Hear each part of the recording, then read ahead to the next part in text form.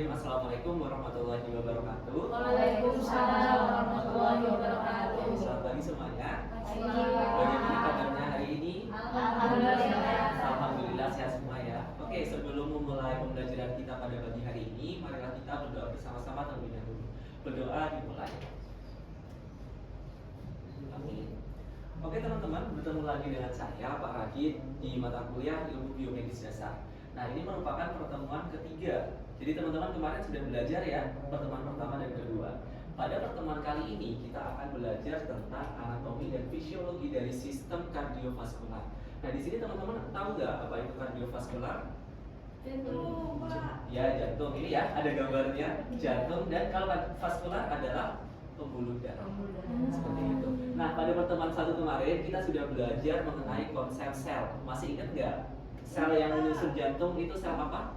Epitel. Ya, benar sekali. Sel epitel adalah sel yang menyusun jantung. Kemudian ada endotel, ada miosit dan lain sebagainya. Seperti itu ya. Nanti bisa dipelajari lagi materi yang kemarin. Oke, silakan teman-teman bisa presensi terlebih dahulu, bisa dibuka teraversanya, kemudian bisa masuk di pertemuan ketiga. Oke, sudah ya? Sudah, Pak. Nah, tujuan pembelajaran kita pada kali ini kita akan belajar mengenai anatomi dan fisiologi dari jantung, pembuluh darah, dan bagaimana peredaran darah manusia.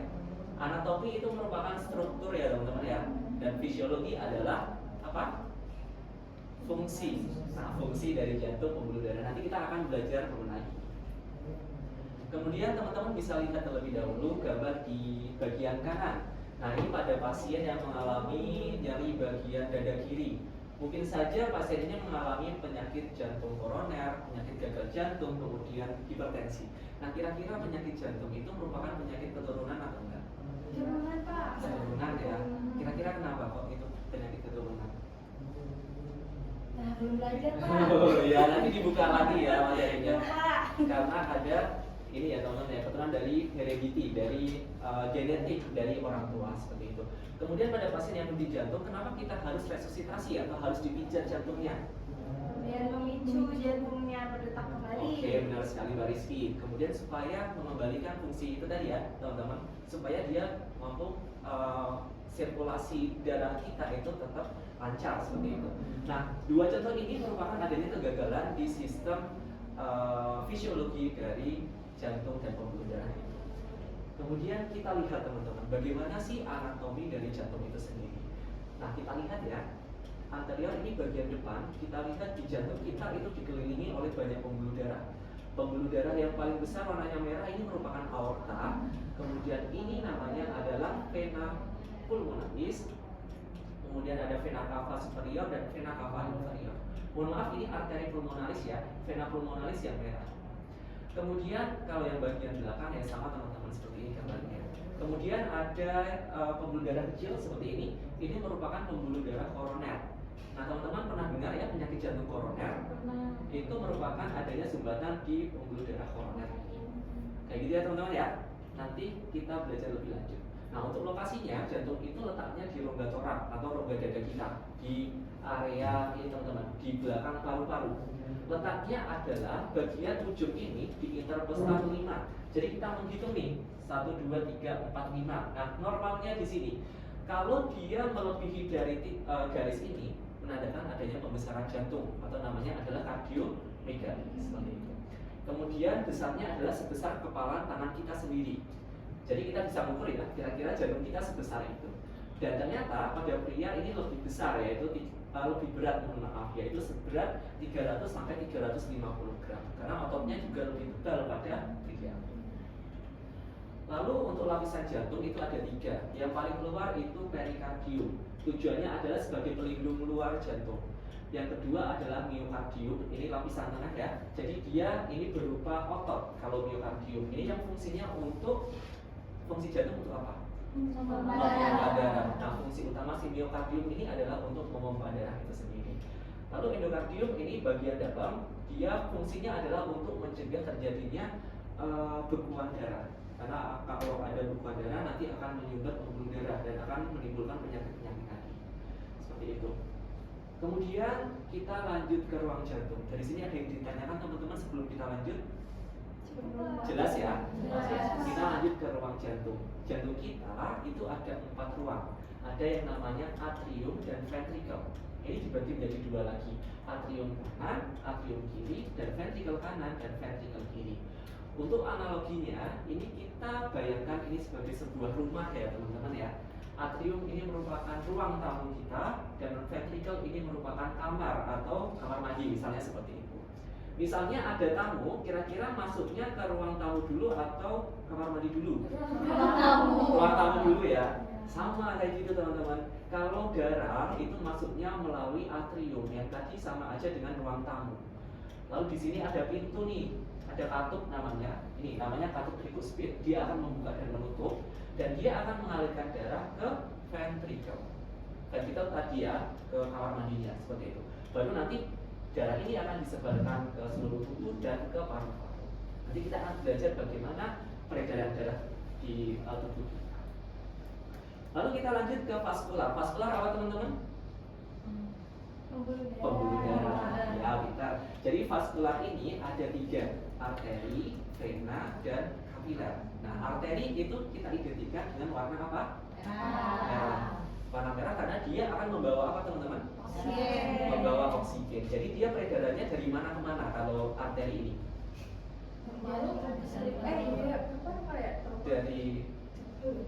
Dari jaringan ke kembali ke jantung, kayak gitu.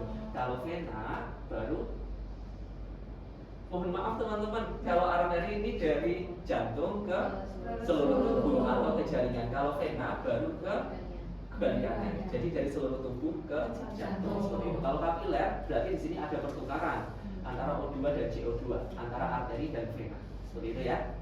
Kemudian kita lihat arteri. Kira-kira arteri itu gimana sih? Arteri ini dindingnya sangat tebal sekali karena dia mampu menahan tekanan yang kuat untuk mensuplai darah ke seluruh tubuh. Kemudian dia elastis juga, dan dia ini kuat ya tadi ya. Ini biasanya letaknya di dalam, dekat dengan organ tubuh kita. Jadi tidak di permukaan kulit. Contohnya adalah arteri karotis. Teman-teman coba diraba pada bagian lehernya seperti ini. Apakah teraba detakkan atau tidak? Teraba enggak? Ada Pak. Ada ya. Nah, normalnya teraba. Kalau teraba berarti di situ jantung masih berdetak karena darah masih dialirkan ke otak. Kayak gitu. Ini merupakan arteri karotis. Kemudian kalau vena, ini teman-teman yang warnanya biru itu vena. Nah, vena ini dia membawa darah yang kayak akan CO2 tadi ya, dioksigenasi. Dia ciri-cirinya adalah dindingnya lebih tipis, letaknya di dekat permukaan kulit, kemudian dia tekanannya lebih rendah. Contohnya adalah ini merupakan vena radialis dan ini vena brachialis. Contohnya adalah saat teman-teman diinfus. Nah, itu kan di vena ya. Nah, itu merupakan contoh vena karena dia akan membawa cairan dari jaringan kembali ke jantung untuk dialirkan lagi ke seluruh tubuh. Kemudian ini kapiler ya teman-teman ya. Kapiler itu merupakan pembuluh darah kecil yang letaknya di ujung-ujung jari. Contohnya seperti itu yang gampang. Jadi kalau terluka berarti dia adanya kerusakan. Di situ kan gampang sekali terluka ya untuk kapiler ini ya. Jadi nanti langsung berdarah biasanya. Lalu kita lanjut belajar bagaimana fisiologi. Kalau fisiologi tadi apa masih ingat? Fungsi ya. Di jantung kita ada 2 fungsi. Teman-teman kalau tensi biasanya hasilnya berapa? 120 per 80. Nah, nilai itu ada penjelasannya. Yang per 80 itu merupakan proses diastolik teman-teman. Kalau 120 itu merupakan proses sistolik. Nah, gimana proses itu? Di diastolik ini adalah ini. Ini ada darah dari mana ini?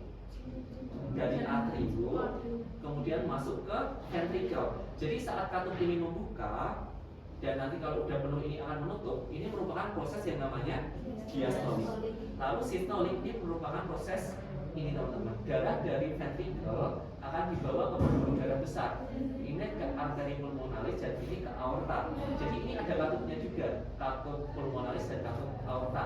Dan ini saat membuka dan menutup ini merupakan proses yang namanya sistolik. Kira-kira lebih kencang mana nih tekanan di diastolik sama sistolik? Di sistolik ya, karena dia akan membawa darah ke seluruh tubuh dan ke paru-paru. Nah, gitu. Nah, kita mengukurnya menggunakan alat yang namanya sphygmomanometer. Di atas ini merupakan angka apa tadi namanya? sistolik, yang bawah diastolik. Kemudian kita bisa lihat gambar ini kira-kira hasilnya bagaimana. Normalnya adalah sistolik kurang dari 120 dan diastolik kurang dari 80. Dan dikatakan adanya peningkatan atau prehipertensi apabila ini lebih dari 140 untuk sistoliknya dan per 90 untuk diastoliknya. Nanti bisa dipelajari lebih lanjut ya teman-teman ya. Ini sudah saya sertakan untuk sumbernya dari AHA. Kemudian kita belajar bersama bagaimana sirkulasi di tubuh kita. Yang pertama adalah sirkulasi sistemik. Kita akan belajar bagaimana sih peredaran di tubuh kita. Sistemik adalah tadi darah akan dibawa kemana teman-teman? Ke seluruh tubuh. Kita mulainya adalah dari sini, dari ventrikel kiri. Kemudian darah akan masuk ke mana ini? Ke aorta, lalu ke arteri, lalu ini udah di seluruh tubuh, jadi jaringan nih misalnya. Maka akan ada pembuluh darah apa tadi untuk pertukaran? Kapiler. Nah setelah di kapiler baru pembuluh darah balik yaitu vena. Terus ada vena besar yang namanya vena cava superior yang membawa darah dari tubuh bagian atas, dan vena cava inferior yang dia membawa darah dari tubuh bagian bawah. Lalu masuk ke atrium kanan. Nah ini merupakan proses yang namanya sirkulasi sistemik. Jadi dari jantung kembali lagi ke jantung sendiri. Lalu selanjutnya sirkulasi pulmonal dilanjutkan dari atrium kanan ke ventrikel kanan, kemudian ke arteri dan ke paru-paru. Setelah di paru-paru ini ada proses difusi namanya. Ada pertukaran O2 dan CO2. O2 akan kembali lagi ke darah dan CO2 akan keluar melalui proses pernafasan seperti itu. Nah setelah itu baru masuk lagi ke sini, ke atrium kiri dan ke ventrikel kiri. Nah kemudian kembali lagi ke seluruh tubuh. Prosesnya seperti itu ya teman-teman ya untuk sirkulasi pulmonar. Oke, ini referensi nanti teman-teman bisa baca dan bisa dipelajari lebih lanjut seperti itu ya. Kira-kira dari sini ada yang ditanyakan? Sudah jelas ya? Oke. Karena teman-teman ada tugas juga untuk membuat pathway. Jadi setelah saya menyampaikan materi nanti bisa langsung presentasi ya sesuai sama kelompoknya seperti itu. Kemudian ini ada kuis teman-teman, silakan bisa di-scan dari kuis ini. Dan ini nanti ada video terkait anatomi dan fisiologi kardiovaskular dari osmosis. Nanti teman-teman bisa pelajari ini di rumah seperti itu. Oke, sudah selesai semua? Sudah ya? Oke. Ini untuk hasilnya, selamat buat Mbak Rizky memenangkan kuis ya. Kita beri applause. Ya, selamat Mbak Rizky. Makasih Pak. Ya. Nah, mungkin itu teman-teman pembelajaran kita pada pagi hari ini. Mungkin Mbak Rizky bisa menyimpulkan dari pembelajaran kita. Terima kasih Bapak atas kesempatannya. Mungkin saya simpulkan sedikit ya teman-teman yang saya tangkap. Yang pertama kan kita belajar tentang fisiologi dan anatomi jantung ya. Yang kedua kita juga belajar tentang sirkulasi, gimana tuh darah dari jantung ke seluruh tubuh dan dari seluruh tubuh kembali lagi ke jantung. Dan ada bagian-bagian jantung tadi ya, ada atrial, ada ventrikel ya Pak. Iya, ventrikel. Iya, yang kanan kiri ya gitu. Terus ada pembuluh darah, ada tadi yang namanya aorta, arteri ya. Terus ada vena juga dan juga ada pembuluh kapiler untuk pertukaran si oksigen dengan CO2. Oke, baik, terima kasih. Ini tadi ya sudah dijelaskan sama Mbak Rizky bahwa tadi kita sudah belajar mengenai bagaimana anatomi dan fisiologi dari jantung seperti itu. Kita belajar ada berapa ruangan tadi? Ada 4 ruangan di jantung ya. Ya tadi ada fungsinya masing-masing. Ada proses yang namanya diastolik dan sistolik yang mengindikasikan apakah ada gangguan atau tidak di dalam jantung kita seperti itu. Kemudian ini teman-teman, jantung itu sebagai mesin di tubuh kita. Maka dari itu kita harus menjaga mesin ini supaya tetap berfungsi. Kira-kira gimana cara menjaganya? Kita menjaga dengan cara makan makanan yang sehat, olahraga yang teratur, kemudian kita istirahat yang cukup, dan kita usahakan supaya pintar untuk mengelola stres. Itu kunci supaya jantung kita tetap sehat. Seperti itu ya teman-teman ya. Mungkin ini pembelajaran dari saya. Mungkin kurang lebihnya dari saya mohon maaf. Wabillahi taufiq wal hidayah. Wassalamualaikum warahmatullahi wabarakatuh. Waalaikumsalam.